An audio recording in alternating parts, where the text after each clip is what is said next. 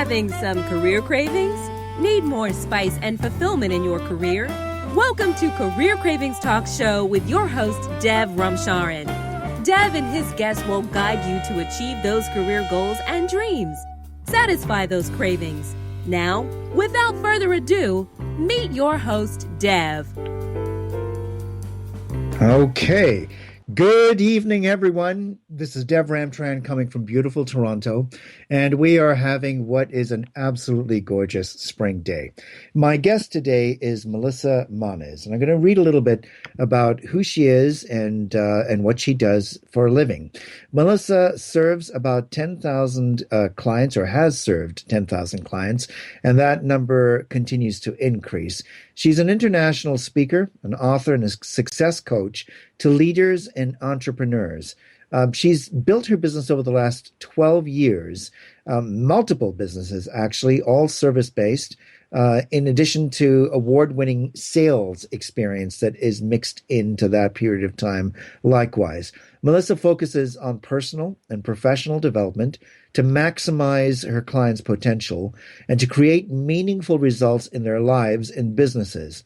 She's managing as an individual an overall dynamic and passionate kind of leadership that she exemplifies in everything that she does with her clients and as a business owner and entrepreneur.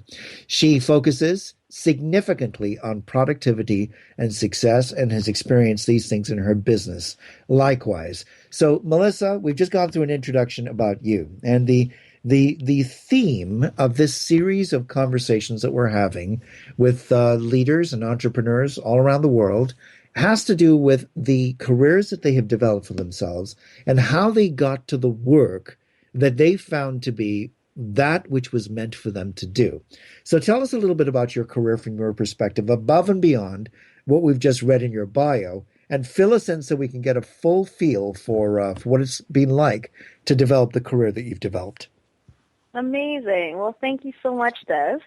I am so proud to be here on your show, and I'm also very honored as well because I think that nowadays, media, whether it's radio or online TV, whichever this might be, it's a way to communicate with people across the world. So I'm super blessed and honored to be here. So thank you.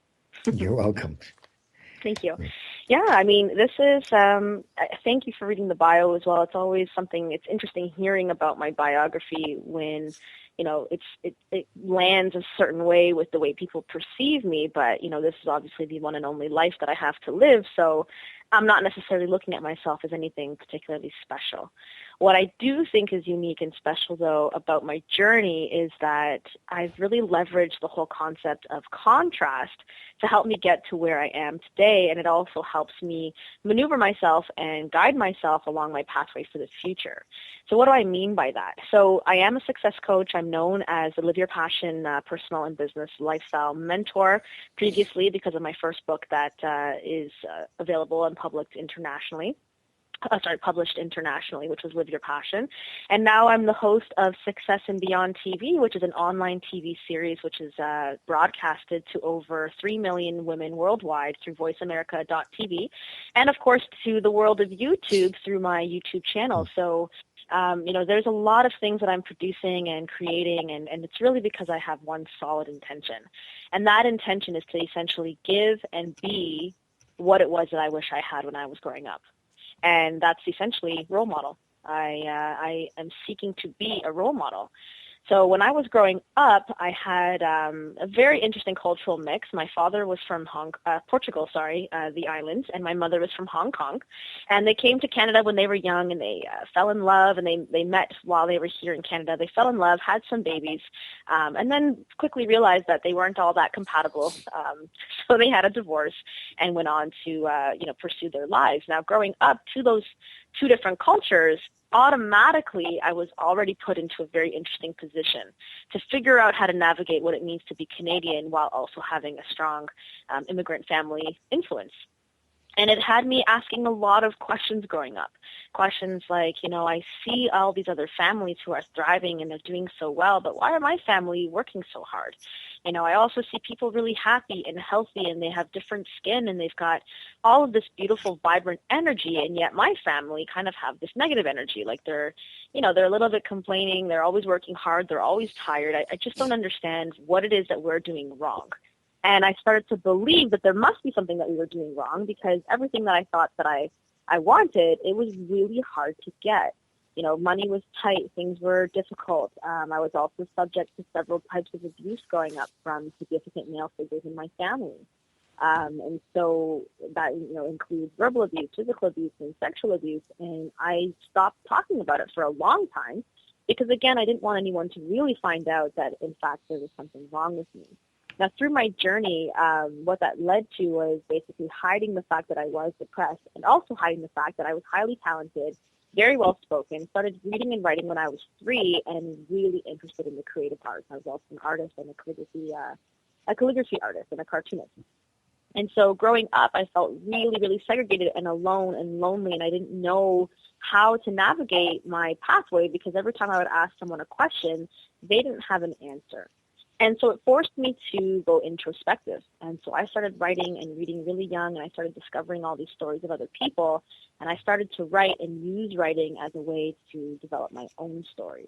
And I recognized that there was a certain exciting feeling about it all, because I was able to escape my current reality by using my imagination and getting into a different reality. And then it started to pose the question, I wonder if this could really work.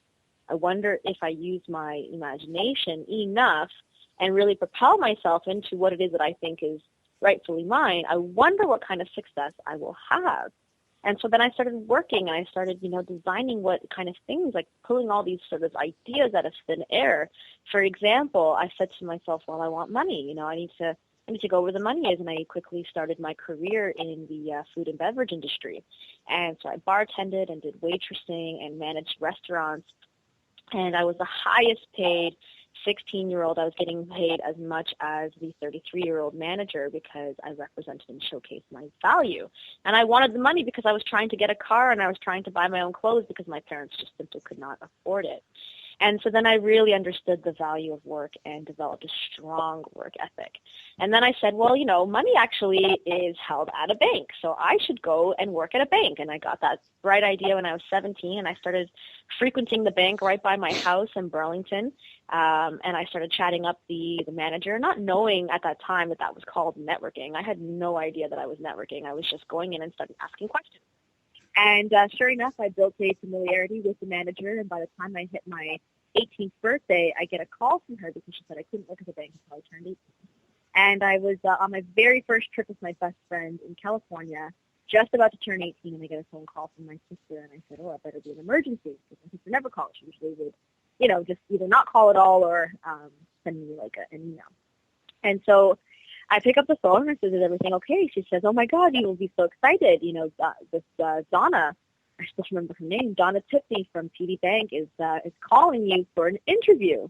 And I said, oh, my God, that's amazing. And so I felt so powerful. And I got back from California, had an amazing trip, learned how to surf, learned how to actually not. I learned how to not surf.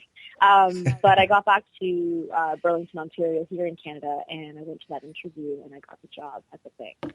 And again, this is what I mean by sometimes our minds are so powerful and our will is so strong, we forget how powerful we really are as human beings. And so I got a really good taste of that.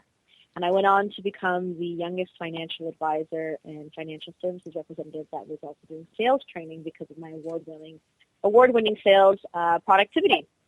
I was consistently beating out all of the full-time staff, and I was actually only part-time because I was still managing restaurants in the evening and also waitressing. So I was working really, really, really, really hard, and I developed myself, and I was running away. And so the reality and the truth is that as much as I was really happy and focused on productivity and my professional career advancement, the truth was that I was running so hard because I was running away from the past. And I was running away from the fact that, I felt that if anyone ever found out about the fact that I was molested and physically abused and, had these terrible challenges growing up, I thought that I would not be loved.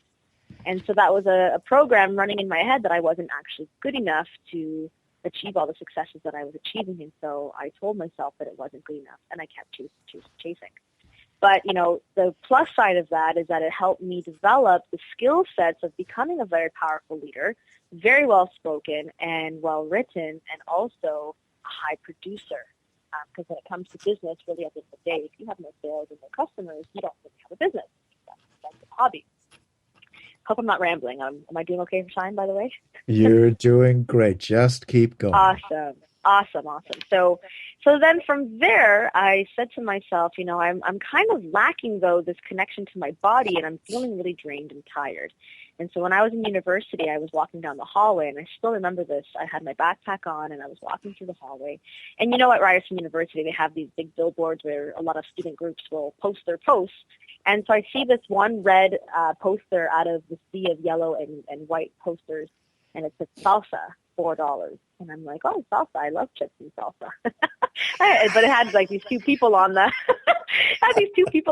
on the poster, and I was so confused because I was like, oh, they're going to have like food for $4. That's amazing. And I just kind of got this little intuitive hit and a nudge in my tummy that said, you should probably go check it out. Meanwhile, here I'm thinking I'm going to get satisfied through my stomach, right? Going to get some food. Anyways, I go to the business building. I arrive at this location, and sure enough, there's this infectious music going on, salsa music, and very, very fresh and energetic, and all these young people are dancing and moving, and I was just completely awestruck.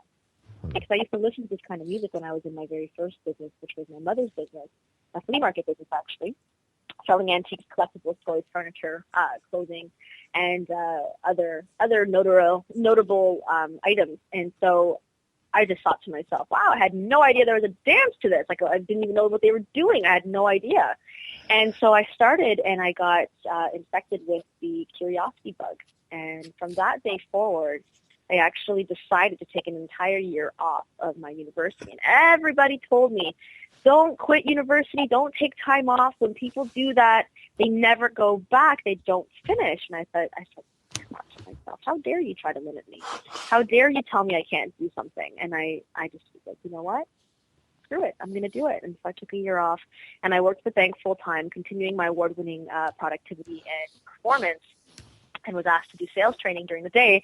And then at nighttime, I would go drive into Toronto and start training. And so I was performing and training and dancing and started teaching part-time. And I just developed myself as a dancer. I just put it in my head, I'm going to be a paid salsa dancer. And you know what? I'm probably going to open up a school, because that's what I usually do. I gather people together in groups. And even when I was younger, too, I used to always create book clubs and always be the teacher's pet, because I just really wanted to stay close to the source. The source of information, the source of wisdom, not realizing that spiritual connection as I'm talking. So anyways, I'm doing all this dance stuff. I spent an entire year, and the funny thing is I never had any dance training. I wasn't one of those privileged kids that would go off to ballet or jazz or tap and do all these cool things on the side. We just worked. And we worked really hard, so that's kind of really all I knew. And so discovering that and applying my work ethic to training and dance, I learned what people learn over the course of 5 to 8 years. I did that all in 1 year. And so next thing you know, I started performing on stage, and I met my then, at the time it was a business partner. I didn't know she'd become my business partner. So we start choreographing. We start, promoting ourselves and marketing. And I'm thinking, well, I don't even have a network. Because I'm from Burlington, and it's very small. You need a car to get around. So then when I was in university, I said, well, there's a ton of people here at Ryerson University. I'm going to make new friends. And so I started to, I basically ran for Student Board of Governors and a couple other big, notable student groups, as well as becoming the vice president of the Organization of Latin American Students on campus. And very quickly I built a solid campus. And within 7 years, we taught over 6,000 students in school. Then I sold it, and I was getting really hungry for the next thing. I said, I don't know what it is, but I wish. Because my favorite part about being in my dance school and, doing corporate events and all this stuff is I love speaking to people. And I love knowing that the words and the energy behind my voice and the energy behind who I am transform people's lives. And I only knew this because people would tell me, they're like, Melyssa, there's just something about your energy. You inspire me. You make me want to do more with my life. You make me want to dig deep and find out what my purpose is. And, I'm getting all that just by being around you and talking to you. And I wonder if I could get paid to speak. And I wonder if I could get paid to talk to people one-on-one, not realizing that there is a called coaching industry. So, next thing you know, I ended up getting invited to this special workshop with one of my best friends at the time. and it was a write your book boot camp. And I didn't really understand why I was there at that time. And the speaker was telling me how they leveraged their book, and that, writing a book is kind of like it's our new way of handing out your business card, letting people know what your value is through your written publication. I said, I've got to do this. And they also said that, it leads to speaking careers and getting paid to speak. So I knew right away, boom, I'm going to do it. And so I signed up. It was like a $3,000 course, and it helped me write my book in 90 days. And that's exactly what I did. So I didn't finish the program. I actually didn't finish it because I ended up going with a different publisher that got me into Chapters in Indigo, which is a prominent bookstore all over Canada. And it also got me online to be able to sell my book internationally. And so I quickly switched publishers by, I think, the 60-day mark, and then ended up using a different publisher, which was iUniverse. Anyhow, became published. I was so excited. And then next thing you know, I just used all of my experience from my dance school, planning events. I've planned over, 300 events or so for thousands of people, and had all these different leveraged partnerships. And I just started telling the good word, not realizing what I was doing with self-promotion, and using Facebook and using my newsletters and using all these, these campaigns. I was speaking to about 10,000 people from my networks. And I just let the world know I can help you transform your life. Now, it was very vague at the time. I didn't know exactly what to do because I wasn't technically trained as a coach.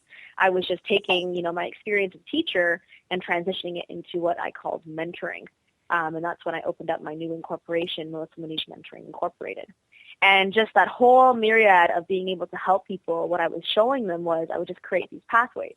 Because you see, when you're growing up with two different cultures, Portuguese and Chinese, which are radically different cultures, and growing up with having to figure out how to be positive all of a sudden and smile and be happy, even though going home you don't feel that way, I quickly learned how to manage myself, manage my emotions, and really structure my focus. I became very organized. I became very just really close to myself and personally developed, that I allowed it to transcend into my professional development, and I just kept being, really just achieving lots of really cool results.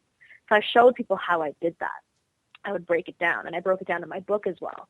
So I've always been a leader in that sense, again, not knowing that just by my example and just by me being me, sharing what I knew and sharing what I had inside, I didn't know that was leadership.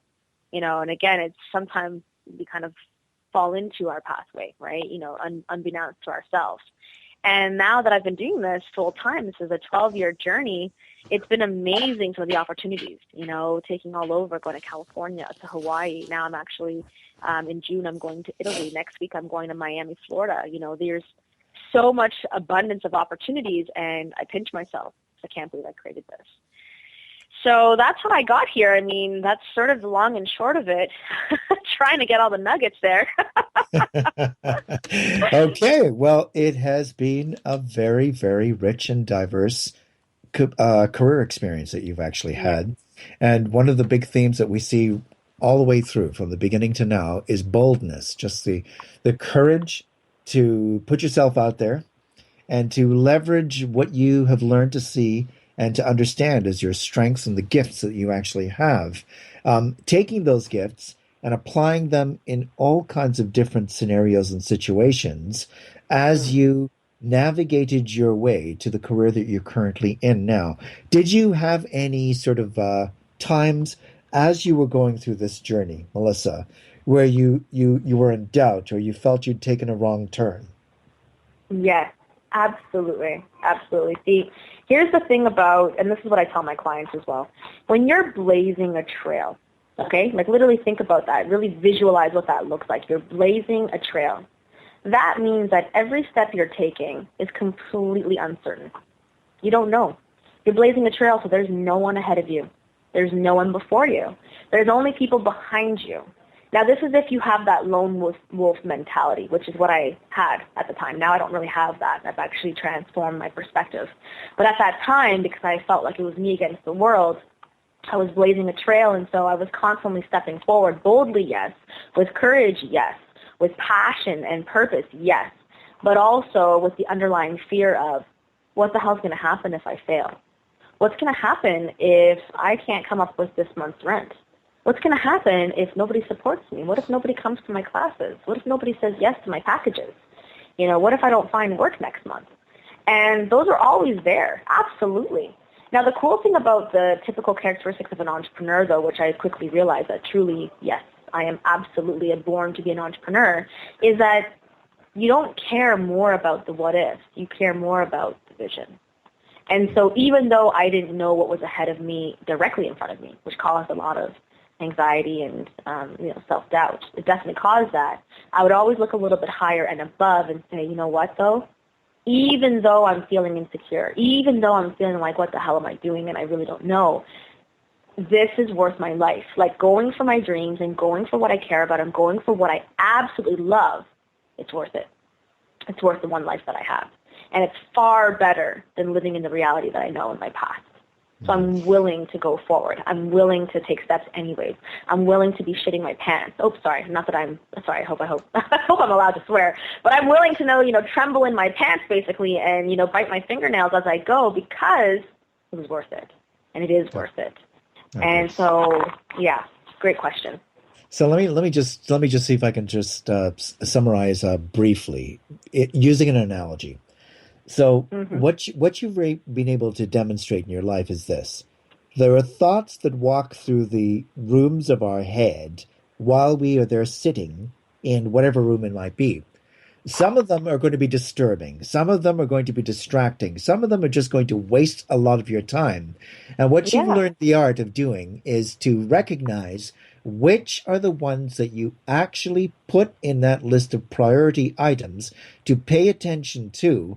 And as you noted, you looked above the doubts, the fears, the anxieties toward the overall vision that you were trying to actually execute and actualize. And that was the thing that allowed you to both anchor and navigate to the direction you needed to go in.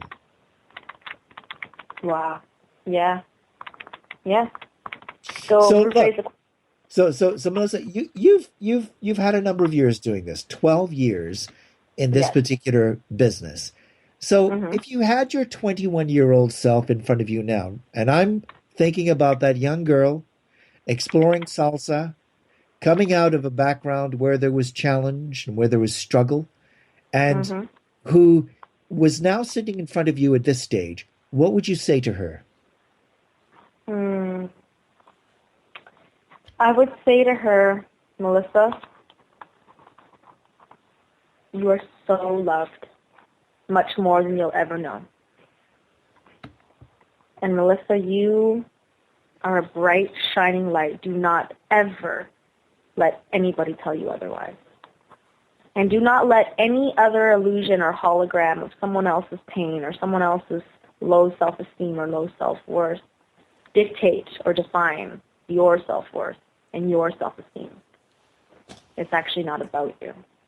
Anyone who has hurt you isn't trying to hurt you. They're only hurting themselves.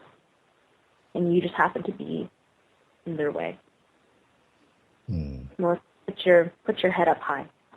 And keep following your heart because you are beautiful. That's what I would say. Okay. And when you are at your retirement party one day, sometime, a long time in the future, and you've got all these people, and they're walking around, they have glasses of wine, they're, picking away at finger food, and they're giving their speeches about you, about Melyssa Moniz. What do you want them to be able to say about you? That's a great question as well. I want them to say that she really connected to me. Whoever that is, whoever's speaking about me, that there was a real and authentic connection. And I want them to say, because I knew her, I was given permission to be my best self. I was given permission to live my passion. I was given permission to be my best success and beyond. I was given permission to become my most powerful version because I saw her step into that. She really role models what it looks like to be totally lit up from within and living a life that was meaningful. And it's because of her, I would always think of her in order to allow myself to move forward. That was it. Now, you use quite an interesting technique in working with your clients Yes, some of which entails hypnosis. Tell us a little bit about the technique that you use. Yeah. Well, again, this is interesting because sometimes when you're on your pathway and when you are just living from your passion and living from, really heart-centered, heart-focused, it's easy to kind of forget that the natural talents and gifts that we're given, they come so easy to us, right? And even for myself too, it comes really easy to me to just figure out organization from looking at chaos. It's easy for me to see the beauty in things and see the best in the person. It's easy for me to envision things because my imagination and my power, my internal power is really, really strong. So I took those for granted, to be honest. And so even now to this day, sometimes I have to remind myself that those are my genius zones. Those are my skill sets that I've developed naturally, and it's within me. So repeat the question again. I just wanted to highlight that, but repeat the question again. Okay. So the technique that you use, tell us a little bit about the innovative technique that you use. Yes. So that's the thing, right? What I would say is I'm using my gifts and my talents mixed with the coaching style, which is the most sophisticated coaching style in the world. Anthony Robbins is the one who glorified it. It's the neuro-linguistic programming approach to coaching, NLP, it's shortened for. And now Oprah Winfrey is NLP certified. Anthony Robbins, some of our I think it's our Trudeau, our current Justin Trudeau. Anyways, my point is that really powerful and respected people use this coaching style, and only 2% of the world are certified in this coaching style, including myself. And so when I got certified, though, what I realized is that the way I was doing my sales and the way that I was building my businesses, I was already unconsciously using this style of coaching, and I had no idea. And I was also using hypnotic language, not realizing that it's a very human way of approaching things. And I was completely oblivious to the fact that I was already using it. So when I got certified in hypnosis as well, I was like, oh my gosh, I've already been using these skill sets. Now I'm just consciously aware of it, and it allows me to be even more powerful in service to the people that I serve. So NLP coaching and hypnosis is a way of communication with people to help them unlock the parts of their brain, the unconscious thinking, that they don't normally use, which helps them tap into their potential. So that's what I do.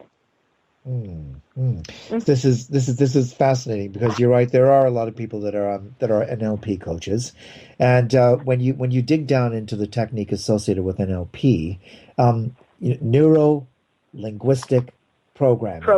Those are three very powerful words, and when they're used together, they give a particular kind of impression. So, give me a little bit more about the essence of what NLP is all about. Yes, absolutely. Well, here's the thing. We are living in a culture and a society, we can only speak in Toronto, like North America, Canada, that is, because that's where we live.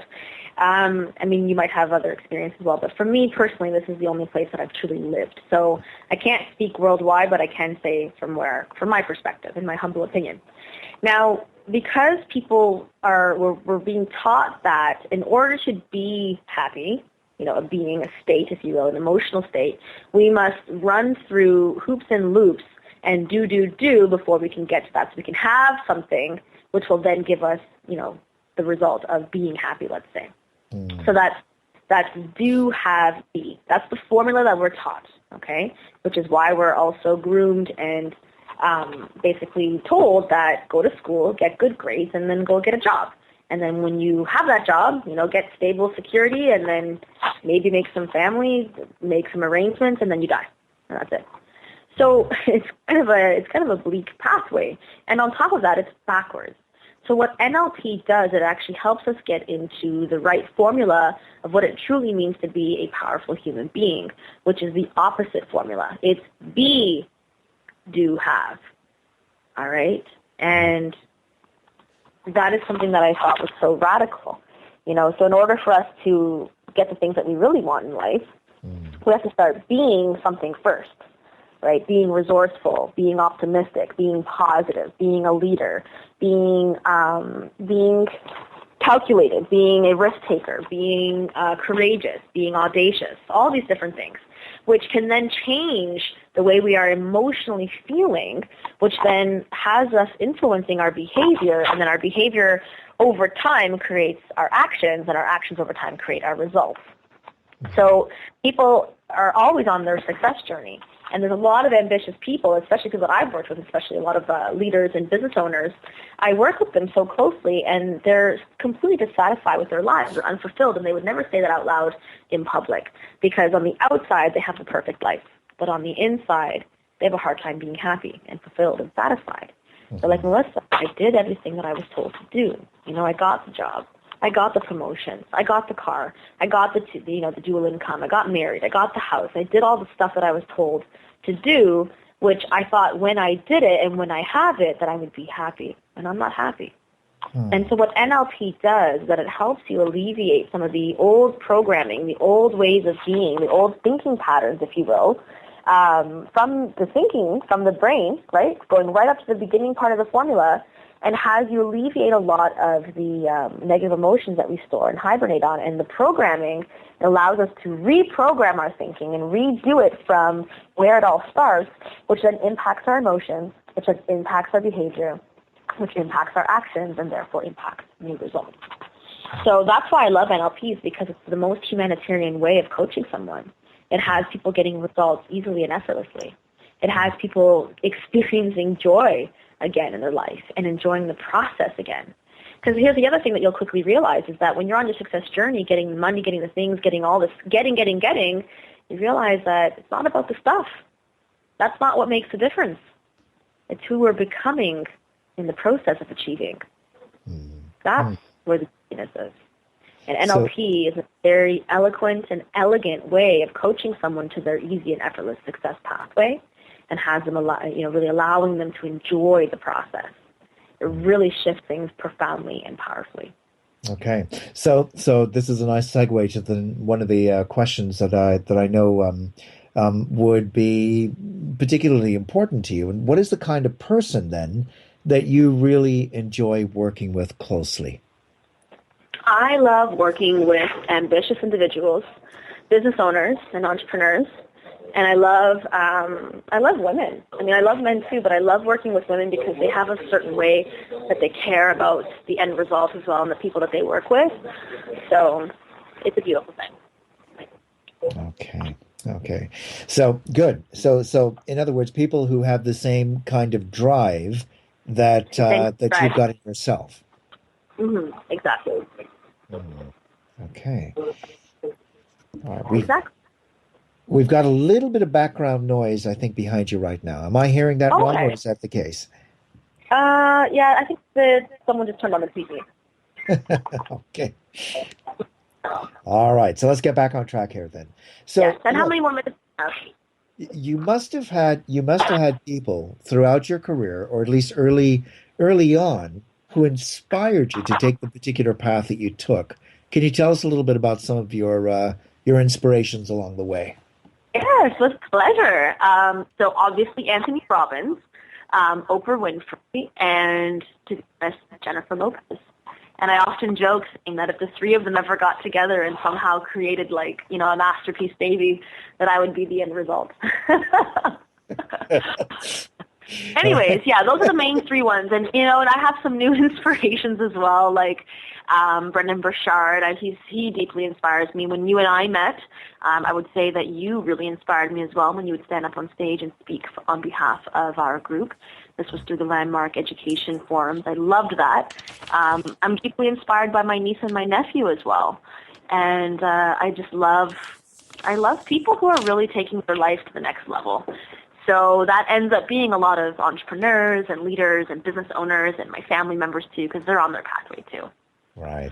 So look, what's next for you? What are the next three big accomplishments that you have ahead of you? Maybe highlight them as the three biggest things that you're going to do before that day of your retirement party.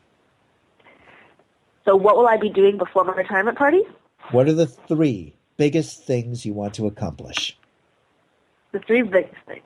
Well, I would love to have my own university and establishment all around the world. I would love to have my books and my speaking around the world as well. And I would love to create resort centers for young women to discover entrepreneurial pathways. That's what I want to celebrate.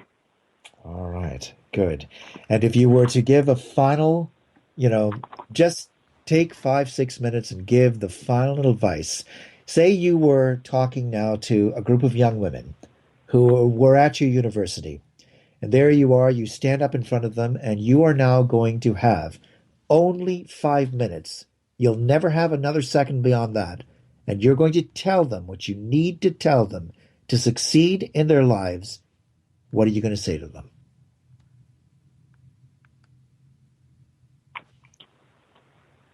It's amazing. I will say to them that often as you can remember, take time for yourself, become really close with yourself, love yourself, and allow that deep relationship with yourself be the same way that you relate to everyone who comes in your pathway. Be the change you want to see in the world. And do it with every ounce of loving energy that you have in yourself. That's what I would say. Okay. And then you create magic. Getting deep.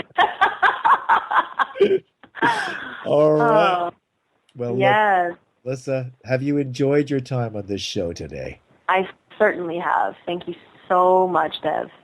I love the fact that this is going to go on forever, and that for anyone who ever wants to listen in again and again, they can.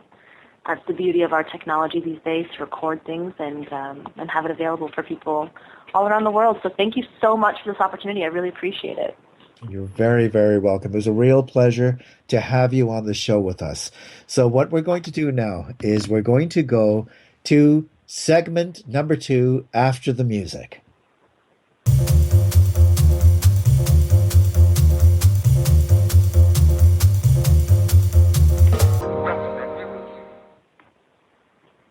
Alrighty. So we just talked to Melyssa Moniz, and now what we're going to do is some reflection on what we actually heard in the session that we just had.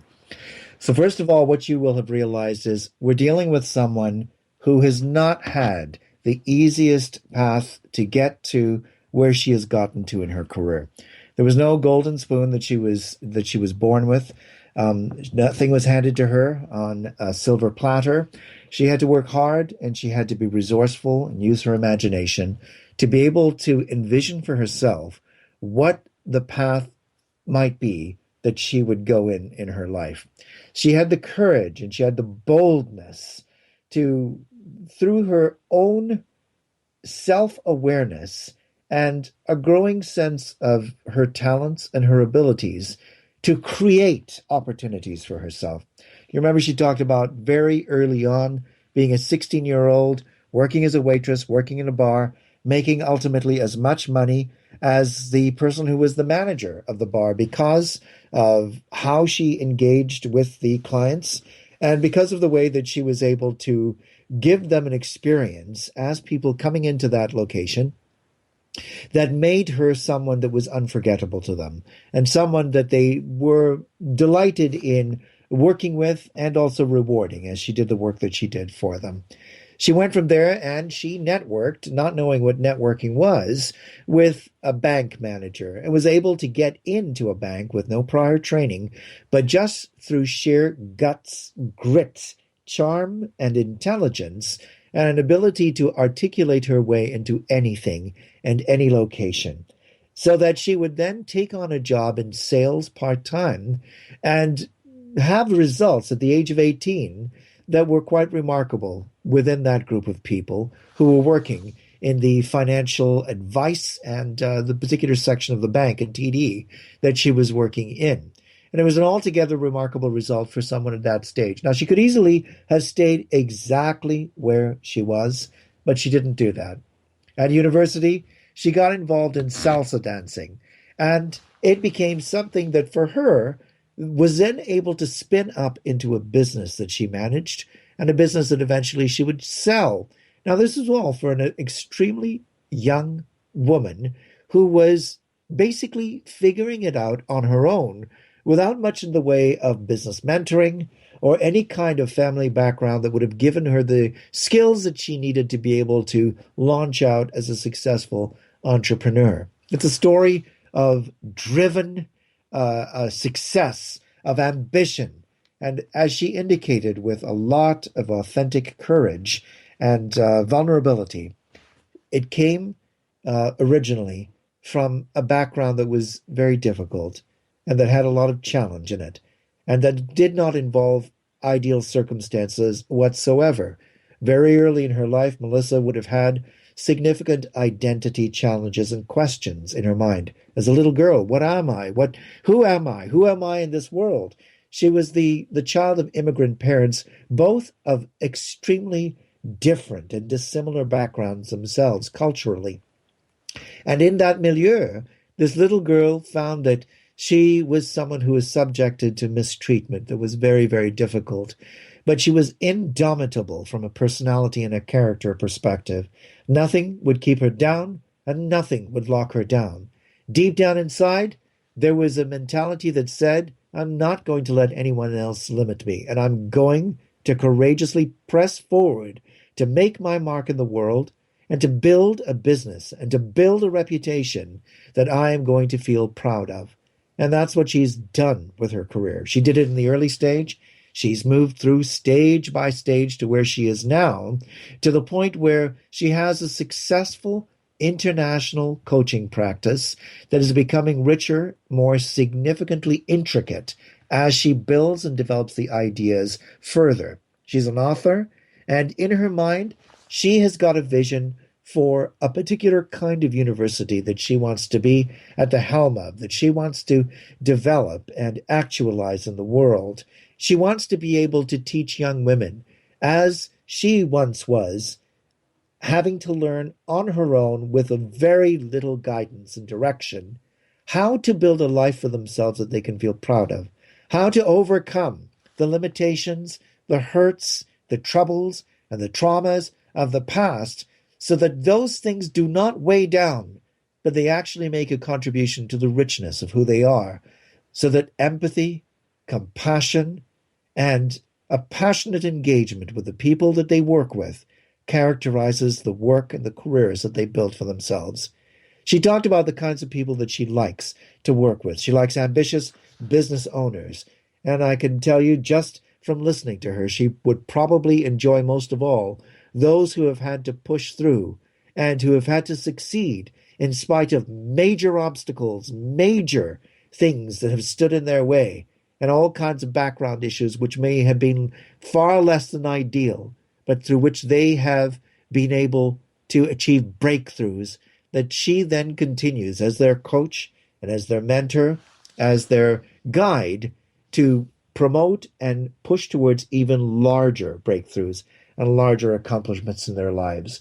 If we were to learn a few key things from her career as a professional and the things that she has done throughout her life, they're as follows.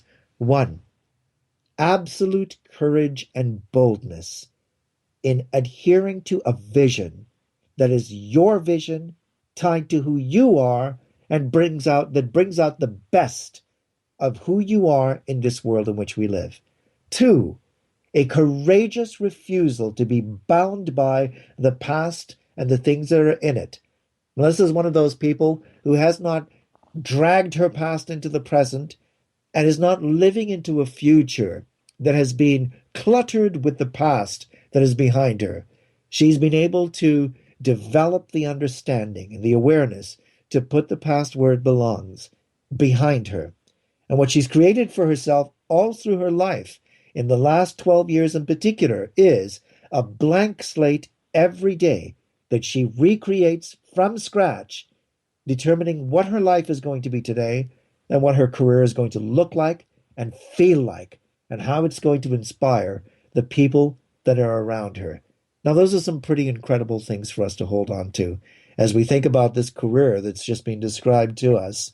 And it's the kind of thing which ultimately we know is going to help all of us as professionals to be more targeted, to be more deliberate, to be more planning oriented, and likewise to be the kinds of individuals who in our lives will be able to inspire that in other people around us. So this is Dev Ramtran signing off in Toronto from Career Cravings.